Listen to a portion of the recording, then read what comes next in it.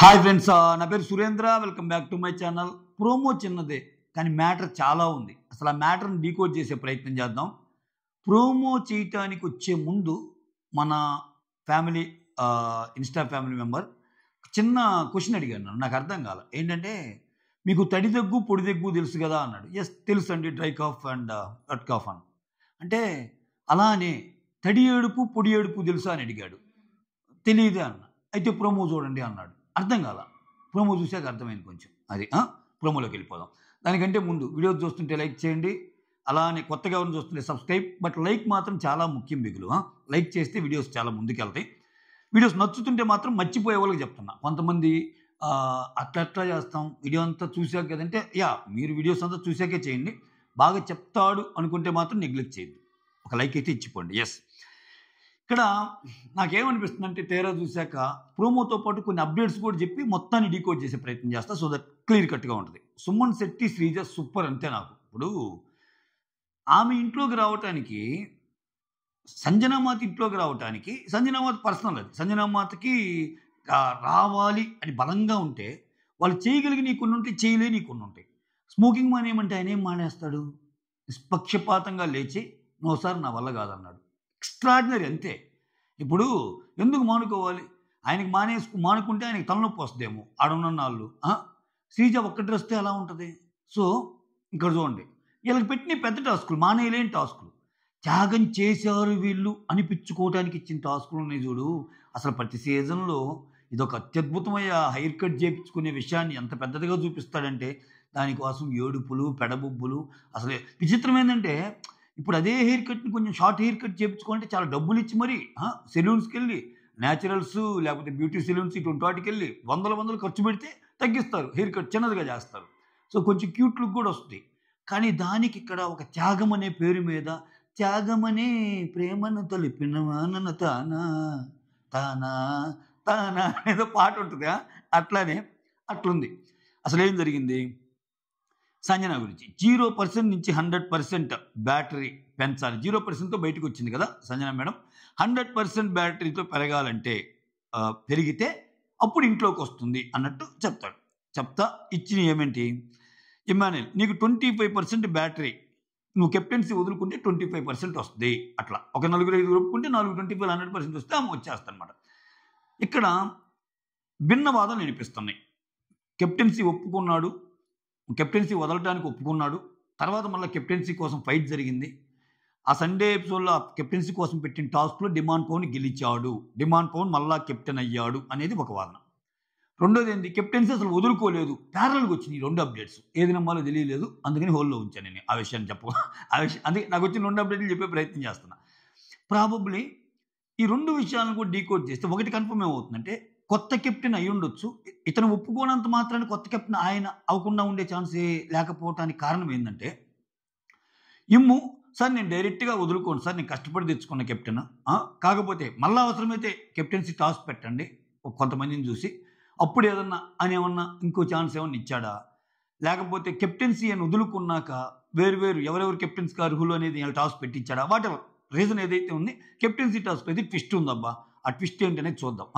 నాకు వచ్చిన 2 అప్డేట్లు చెప్పా. అందుకే అక్కడ చూడు, ఆయన ఇస్తానని కానీ ఈయనని కానీ చెప్పాలి, ఆలోచిస్తూ ఉన్నాడు. అందుకనే భిన్నవాదనలు. తర్వాత హౌస్లో స్మోక్ కానీ నువ్వు సాక్రిఫైస్ చేస్తే నీకు ఇంకో 25% తగ్గిద్ది అన్నట్టు. అంటే సార్ నేను చేయను సార్ అన్నాడు. మీరు నేను సుమన్ శెట్టిని లైవ్లో కానీ చూస్తే, భరణినో ఎవరు అడుగుతారు, భరణి ఇమ్మాన్యుయల్ వచ్చి అడుగుతారు, ఈ ర్యాంకింగ్ పెట్టినప్పుడు నీకు 13 పొజిషన్ అవకాశం వస్తే ఎవరిని పెడతావు సుమన్ అన్న అంటే, ఇంకెవరిని? ఆమెనే అంటాడు. ఎవరిని? సంజనాని. నిజంగా 13% ఆమెను పెడితే ఆమె దాటికి ఏం తట్టుకోగలరా అనిపించింది. బట్ అంటాడు, అంటే ఆయన పాపం ఊరికి సిగరెట్స్ దొంగతనం చేయటం అవన్నీ చేస్తుంది కదా. ఇంకా ఆయనకి పర్సనల్గా ఎవరి మీద కోపాలు ఉంటాయి. అది ఒక వీక్నెస్ అయినప్పుడు స్మోక్ అనేది, అది తీసినప్పుడు ఖచ్చితంగా కోపం వస్తుంది కదా. ఏమని అన్నాడు? కరాఖండిగా చెప్పాడు సుమన్ శెట్టి. ఎక్సలెంట్. ఆ తర్వాత తనూజ, నువ్వు కాఫీ గివప్ చేస్తే అంటే అక్కడ ఏదో ఒక మ్యూజిక్ వేసాడు, ఆలోచిస్తూ ఉంది. అంటే పర్ఫెక్ట్గా నువ్వు చెప్పలా. ఇచ్చుండొచ్చేమో, కాఫీ చేసినా కానీ టీ తాగొచ్చు, పాలు తాగొచ్చు, చాలా ఉన్నాయి. కాబట్టి కాఫీ అనేది కొంచెం మంచి ఎమోషన్ కదా అది. ఆ తర్వాత శ్రీజ, బట్టలన్నీ పంపించేసి ఒక్క డ్రెస్తోనే ఉండాలి. నో సార్, పర్ఫెక్ట్గా చెప్పింది, చేయలేనండి. రీతు, నీకు ఉన్న హెయిర్ కట్ చేసుకోవాలనగానే ఇంక స్టార్ట్ చేసిందయ్యా ఏడుపు. అవుతే అవుద్దని చెప్పు, లేకపోతే కాదని చెప్పు. దానికెందుకమ్మా ఏడుపు? అది ఏందో నాకసలు అర్థం కాదు. వద్దులే. ఇంక మళ్ళా వాటిని కూడా కమెంట్ చేస్తే బాగోదు మళ్ళా. అంటే నీకు ఆమె ఎమోషన్ జెన్యూన్ అనిపించడం లేదా? ఆమె అంత బాధపడి ఏడుస్తుంటే నువ్వు అలా మాట్లాడతావు అనేవాళ్ళు కూడా ఉంటారా? సో నేననేది ఏంటంటే అక్కడ ఒక నీకు టాస్క్ ఇచ్చాడబ్బా. నా వల్ల కాదు సార్, హెయిర్ అనేది నాకు చాలా ఇంపార్టెంట్ అని చెప్పు, లేకపోతే ఇదని చెప్పు. అంటే అంత బాధపడి అంత ఏడ్చాక కట్ చేయించుకుంటే వచ్చేది త్యాగమని వాళ్ళ ఫీలింగ్ ఏమో. ఇదొక ప్రతి సీజన్లో ఇదొక తంతు, హెయిర్ కట్ తంతు. అట్లీస్ట్ గుండు కూడా కాదు, అటనుకుని గుండు చేసుకున్నాడు ఆయన హరీష్. ఆయన ఇంకా గ్రేట్ కదా. ఆయన ఏడ్చి పెడబొబ్బులు పెట్టి గోల్ చేయాలి. గుండు చేసుకుని వచ్చేసాడు కదా. సో చివరికి ఆమె హెయిర్ కట్ చేయించుకుంటున్నట్టుంది. ఇది వీటన్నిటిని చేయటంతో పాటు ఓకే, ఇంకొన్ని బయట అప్డేట్స్ చెప్తాను. ఫస్ట్ సేవ్ వచ్చేసరికి రీతు అయిందంట, ఏదో బ్యాంగిల్స్ని పెట్టి సేవ్ చేస్తాడు. నెక్స్ట్ వచ్చి హరీష్ అయ్యాడంట, తర్వాత వచ్చి రాము. గుర్తుపెట్టుకోండి, ఇది ఓటింగ్ ఆర్డర్ని బట్టి చేసిన సేవ్ అయితే కాదు, ఖచ్చితంగా కాదు. నేను ఆల్రెడీ ముందే చెప్పా. ఇందాక నా ఈరోజు చేసిన ఫస్ట్ ప్రోమో అనాలిసిస్ వీడియోలో కూడా చెప్పాను. అందరూ రీతు అండ్ ఇంకొక అమ్మాయి ఎవరు, ప్రియా లాస్ట్లో ఉన్నారు. వాళ్ళిద్దరిలో ఒకరు అవుతారు, వాళ్ళిద్దరినే బాటమ్ 2 ఉంటారన్నప్పుడు ఖచ్చితంగా బాటమ్ 2లో ఉండే ఇద్దరు కామనర్స్ ఉంటారని చెప్పాను నేను. అది కళ్యాణ్ ప్రియానా లేకపోతే హరీష్ ప్రియా అని. కళ్యాణ్ ప్రియాని పెట్టాడు చూసారా. సో బాటమ్ 2 వాళ్ళనే పెడతాడు. ఎందుకంటే రాముకి ఈ వారం అందరికంటే ఎక్కువ ఓటింగ్ వచ్చింది. రాముని మించిన ఓటింగ్ అయితే రీతుకు పల్లా. కానీ రీతు, నువ్వు ఉదయం నుంచి నిన్నటి నుంచి జరుగుతున్న మాటలు కానీ ఏమన్నా చూస్తే రీతుని ఇప్పట్లో తీసేరబ్బా, క్లియర్. రీతు నువ్వు లో అవ్వకు, నేనెవరో వేరే వాళ్ళు మాట్లాడితే నువ్వు లో అవ్వకు, నువ్వు గట్టిగా ఆడు అని చెప్పటం కానీ, ఈరోజు ఫస్ట్ సేవ్ చేయటం కానీ చూస్తే ఆమె నుంచి కొంచెం కంటెంట్ వస్తుందని ఎక్స్పెక్ట్ చేస్తున్నాడు బిగ్ బాస్. ఆమె నుంచి బయట ఉన్న నెగిటివ్ ఇమేజ్ అనేది ఆమెకు పాపము నెగిటివ్గా వెళ్తుంది. కానీ కొంచెం అప్పుడప్పుడు పాయింట్లు పెడుతుందేమో కూడా. పాయింట్లు పెడితే కదా, ఇదిగో ఇప్పుడు ఏడ్చింది కదా, ఈ ఏడుపులు పెడబొబ్బులు ఈ అత్యవారాల వల్ల కొంచెం ఇదైంది తప్పితే ఒక్కోసారి బాగానే గెస్ కొడుతుంది. నిన్న కూడా చూడండి, అందరూ ఆప్షన్ ఒకలాగుంటే ఏమా లేదు వచ్చిన వాళ్ళు నాకు షకీబ్ అనే అతను ఇంట్రెస్ట్గా ఉన్నాడు, నవ్వు వస్తుంది, ఆయన ఎంటర్టైన్మెంట్గా ఉంటే బాగుంటుంది అన్నట్టు అంది. కొన్ని పాయింట్లు బాగానే ఉంటాయి ఆమె. ఓకే, చూడాలి. సో అదొకటి. ఇంకొకటి డీకోడ్ చేస్తే ఇప్పుడు ఏమంటున్నారు, ఇప్పుడు కెప్టెన్సీ విషయంలో 2 అప్డేట్లు వస్తున్నాయి మనకి. ఒకటేమో ఇమ్మాన్యుల్ ఒప్పుకోలేదు అన్నట్టు, ఒకటేమో అది ఏదన్నా జరిగింది మళ్ళీ కెప్టెన్సీ టాస్క్ ఒకటి జరిగింది, డిమాండ్ పవన్ కెప్టెన్ అయ్యాడు అని.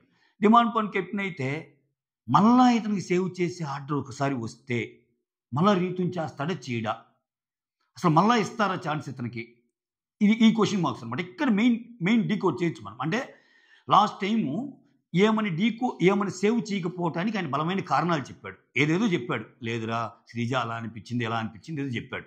అరే ఈసారి మళ్ళీ నీకు ఛాన్స్ ఇస్తున్నాం డిమాండ్ పవన్, సో ఈసారి మా రీతుని ఏం చేస్తావు నువ్వు అని బిగ్ బాస్ ఏమన్నా ఒక ఈయనకు పెట్టాడు, అగ్ని పరీక్ష 3 పెట్టాడు ఆయనకి. ఇప్పుడు ఇతనికి కెప్టెన్ అయ్యాక ఆ సేవింగ్ ప్యాక్ట్ ఇస్తే సో అనివార్యం. ఇంకా ఆమెను చేయకపోతే మళ్ళీ యుద్ధాలంటే ఇంకా ఏం చెప్పుకుంటాడు, ప్రతిసారి గేమ్ కోసం ఏమని చేస్తున్నట్టు వస్తుంది.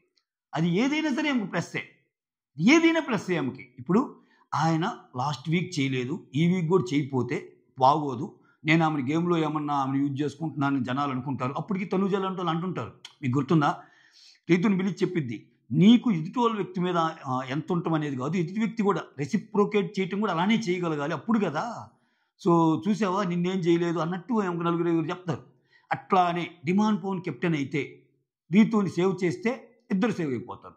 డిమాండ్ పవన్ కెప్టెన్ అయితే రీతుని సేవ్ చేయకపోతే మళ్ళీ స్టార్ట్ ఏమో ఏడుపులు పెడబొబ్బులు, అయ్యో రీతుకు అన్యాయం జరిగిందని చెప్పి ఏదో ఒక ఫ్యాక్టర్తో అయిపోద్ది. సో ఏదేం జరగచ్చు. మొత్తానికి వీళ్ళిద్దరిని అయితే ఉంచాలనుకుంటున్నాడు అబ్బా బిగ్ బాస్. అది నేను చెప్పాలనుకున్న పాయింట్ ఏంటంటే వీళ్ళిద్దరి కథను కొంచెం ముందుకు తీసుకెళ్ళాలనుకుంటున్నాడు. సో డిమాండ్ పవర్ని అండ్ రీతుని కొంచెం అంటే కామనర్స్లో ఒక ఇద్దరు ఉన్నారు, శ్రీజ అండ్ డిమాండ్ పవన్. వాళ్ళిద్దరు ఎందుకనేది నేను ఒక వీడియోని చేద్దాం అనుకున్నాను ఈరోజు. కామనర్స్లో ముందుకు వెళ్ళే వాళ్ళు ఎవరు అని. మిగిలిన వాళ్ళని ఆ సెమీఫైనల్లోనో క్వార్టర్ ఫైనల్లోనో ఎక్కడో ఒకటి తీసేస్తాడు చాలా దూరం లాగినా కానీ. బట్ వీళ్ళిద్దరే ఉంటారనేది నాకు అనిపిస్తుంది. టైం వచ్చినప్పుడు రీజన్స్తో సహా మాట్లాడుకుందాం. ఇది ఏంటంటే వేరే వీడియో కాబట్టి దీని గురించి వేరే విషయాలు మాట్లాడుకుందాం. ఇక్కడ డిమాండ్ పవన్ అండ్ ఇక్కడ ఏమా సేవ్ అయిపోతాను అనుకున్నాను. నాకు ఇంకొకటి ఏం కనిపిస్తుందంటే ఇమ్మాన్యుల్ని ఓటింగ్లోకి తెద్దాం అనుకుంటున్నాడా బిగ్ బాస్. ఎందుకంటే ప్రతిసారి ఇట్లా ఉంటే ఇంకా ఇప్పుడు ఇమ్ము కెప్టెన్ అయ్యాడు అనుకో, ఇమ్ము కెప్టెన్ అవ్వకపోయినా ఓటింగ్ ఎవరు వేయటంలా, అంటే నామినేషన్లోకి ఎవరు తేవటంలా. ఇప్పుడు ఇమ్ము కెప్టెన్ అయితే ఆబ్వియస్గా కెప్టెన్ కాబట్టి ఆయన నామినేట్ చేయడానికి లేదు. సో ఇమ్ము కెప్టెన్ కాకపోతే ఇతన్ని ఎవరెవరు నామినేట్ చేస్తారు అనేది క్వశ్చన్ మార్క్. అదేమన్నా చూడాలనుకుంటున్నాడా బిగ్ బాస్? అంటే నిజంగా ఆ ఎమోషన్ గానీ, ఆ ఏడుపు గానీ, దివ్య వచ్చి ఒక మాట అంటది, "మీలో కొన్ని నచ్చలేదండి నాకు. సో ఊరికొరకనే గివ్ అప్ చేస్తారు" అని. సో ఇటువంటి పాయింట్ల మీద బయట చూసిన వ్యక్తిగా చెప్పినప్పుడు కొన్ని ఓట్లు ఏదన్నా ఇమ్మాన్యుల్‌కి పడితే ఆయన నామినేషన్‌లో ఉంచడం బిగ్ బాస్ ఉద్దేశమా? ఇదొకటి అనిపించింది నాకు. సో ఇంకా బియాండ్ ద ప్రోమో నాకు అనిపించినయి ఏందంటే, అంటే ప్రోమోని ఎతుక్కుంటే కొన్ని కనిపిస్తాయి. ఆయన ఆ బిగ్ బాస్ థాట్ ప్రాసెస్ ఏందో మనం కొంచెం కాకపోయినా కొంచెం చెప్పొచ్చు. ఆహ్, యాహ్! ఇంకంతే. ఇంకా ఈళ్ళకి 100% ఇంకొకటేందంటే, ఇది ఒక చాలా త్యాగంగా, ఇది ఒక చాలా ఒక మంచి బృహత్కరమైన కార్యంగా భావించి, ఈమ హెయిర్ కట్‌ని చాలా హైలైట్ చేసి చూపించాలనుకుంటున్నాడేమో! అంటే సంజన కోసం త్యాగం చేసిన రీతు అని చెప్పటం బిగ్ బాస్ ఉద్దేశ్యమేమో ఆ హెయిర్ కట్ పరంగా. సో, అదొకటి ప్రూవ్ చేయాలనుకుంటున్నాడేమో! చూడాలింక అది. డిమాండ్ పవన్ కెప్టెన్ అంటే మాత్రం అసల వేరే లెవెల్ అబ్బా! మల్లా కెప్టెన్ అంటే. బ్యాక్ టు బ్యాక్ కెప్టెన్ అంటే. నాకెందుకో కొంచెం ఆయన ఆయన గేమ్ కొంచెం బానే ఉందనిపిస్తుంది. అంటే మరీ ఈ కళ్యాణ్‌లాగా అట్లా లేదు. డిమాండ్ పవన్ కొంచెం నీట్‌గానే ఆడుతున్నాడేమో అనిపిస్తుంది. హరీష్‌ది కొంచెం చెప్పటం కష్టం కామనర్స్‌లో. హరీష్‌ది ఎందుకంటే ఫస్ట్ వీక్‌లో అంత కోటింగ్ పడింది కాబట్టి ఆయన మారాడు. బట్ ఆయన అలా ఫ్రీగా వదిలేస్తే, ఆయన ఫ్రీ ఫ్లో అసలు యాక్చువల్‌గా హరీష్ ఎలా ఉంటాడో అలా వదిలేస్తే, ఆయన ఎలా చేస్తాడనేది స్టిల్ క్వెషన్ మార్కే. అటువంటి ఇన్సిడెంట్స్ వచ్చేస్తాయి. ఫ్యూచర్‌లో వచ్చేస్తాయి. ఒక 2, 3 వారాలు అవ్వంగానే చాలా ఎదురవుతాయి. ఇంకా నామినేషన్స్‌లో హీట్ పెరిగిద్ది. హీట్ పెరిగినప్పుడు చాలా కంట్రోల్డ్‌గా ఉండగలడా హరీష్? చాలా కంట్రోల్డ్ మేనర్‌గా ఉండగలడా అనేది. ఎందుకంటే ఆయన ఎవ్రి వీక్ ఏదో ఒక పదం వచ్చేస్తది. ఒక వారమేమో నేను ఆడోళ్ళతో ఆడాను అన్నట్టు అంటాడు. తర్వాత ఆయన జస్టిఫికేషన్ ఇచ్చుకుంటాడు. మీరన్న మాటనే నేను అన్నా అని. ఇంకోసారేమో అదే లత్కోర్ పంచాయతీలు నాకు అవసరం లేదు అంటాడు. సో, ఇటువంటియన్నీ అంటున్నప్పుడు ఇంతకు మించి హిట్ ఏదన్నా జరిగితే ఆయన ఎలా ఉంటాడు? ఏంటి? అనేది కూడా మ్యాటరే. సో, బట్ డిమాండ్ పవన్ అనే వ్యక్తి ప్రస్తుతానికేందంటే కొంచెం నీట్‌గానే ఎళ్తుందాయన. నిజంగా నాకాయన ఫస్ట్ నచ్చేవాడు గాదు. అంటే ఏందిరా స్వామి అని అనేవాడు. ఇప్పుడు నిజంగా మాట్లాడితే వీళ్ళలో డిమాండ్ పవనే నాకు కొంచెం బెటర్‌గా కనిపిస్తున్నాడు. అబ్బాయి ఆర్గ్యుమెంట్స్ గాని, అబ్బాయి మాట్లాడటం గాని, అట్‌లీస్ట్ పాయింట్స్ ఉంటున్నాయి. పాయింట్స్ ఉంటున్నాయి. నీకు ఎదుటి వ్యక్తి కూర్చోబెట్టి చెప్పినప్పుడు కన్విన్స్ అవ్వగలుగుతున్నారు. ఇప్పుడు చూడండి కొన్ని విషయాల్లో తనూజ కూర్చోబెట్టి చెప్తాడు. ఇది ఆళ్ళ ప్రాబ్లమ్ ఇది అన్నట్టు. రీతూకి కొన్ని చెప్తాడు. వేరే వాళ్ళకి కొన్ని చెప్తాడు. సో, అట్లా మంచి మంచి పాయింట్సే ఉన్నాయి. పవన్ కళ్యాణ్ ఆయనదంతా వేరే టైప్‌లో ఎళ్ళిపోతుంది గేము. ఆయన ఎలా ఉంటదేమో తెలీదు. సో, ఇది మ్యాటర్. ఇంత ఇంత జరగబోతుందనమాట. ఈ ప్రోమో ద్వారా. అంతే. ఇది త్యాగం అనుకుంటున్నారా? లేకపోతే ఏమనుకుంటున్నారు? అది నాకు ప్రోమో అంతా చూసాక అర్థమైపోయింది. డ్రై క్రైయా? వెట్ క్రైయా? అని అడుగుతుంటే అది చెప్పాలనిపించింది ఎందుకో. That's all. Thank you so much. Signing off me Surendra.